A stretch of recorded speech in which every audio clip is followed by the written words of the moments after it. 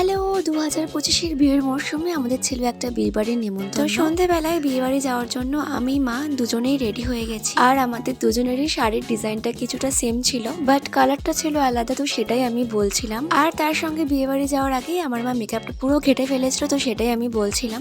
বিয়ে বাড়িটা একদম আমাদের বাড়ির পাশেই ছিল, তো যেতে যেতে আমাদের প্রায় খানিকটা দেরি হয়ে গেছিল, ওই 8টা মতো বাজে তখন। আর বিয়ে বাড়ির লাইটিং একদম আমাদের বাড়ি পর্যন্ত, এত সুন্দর আলো দেখতে দেখতে আমরা পৌঁছে গেলাম বিয়ে বাড়িতে। কিন্তু অলরেডি অনেক লোকজন চলে এসেছে বিয়ে বাড়িতে।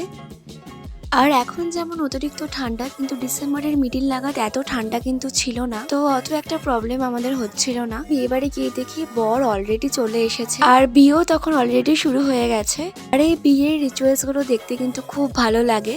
বাঙালি বিয়ের রিচুয়ালস গুলো সত্যি খুব সুন্দর হয়। তো আমরা বিয়েই দেখছিলাম, তো রাত হয়ে যাচ্ছিল, তো মা বললো খেয়ে নিতে, তো আমরা চলে গেছিলাম বিয়ে বাড়ির খাবার খেতে।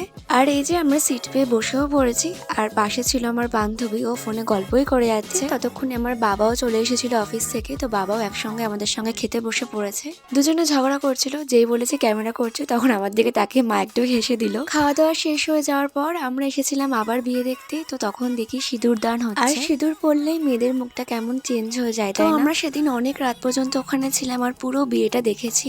আর এই ঠান্ডায় রাত্রেবেলা আমি একটা মকটেল নিয়েছিলাম খাওয়ার জন্য। কত সাহস আমার দেখো। পরের দিন সকালে অবশ্য গলার অবস্থা আমার খুব খারাপ হয়ে গেছিল।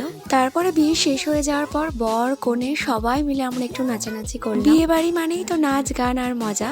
তো সব শেষে বাড়ি ফিরতে ফিরতে আমাদের খানিকটা রাতই হয়ে গেছিল।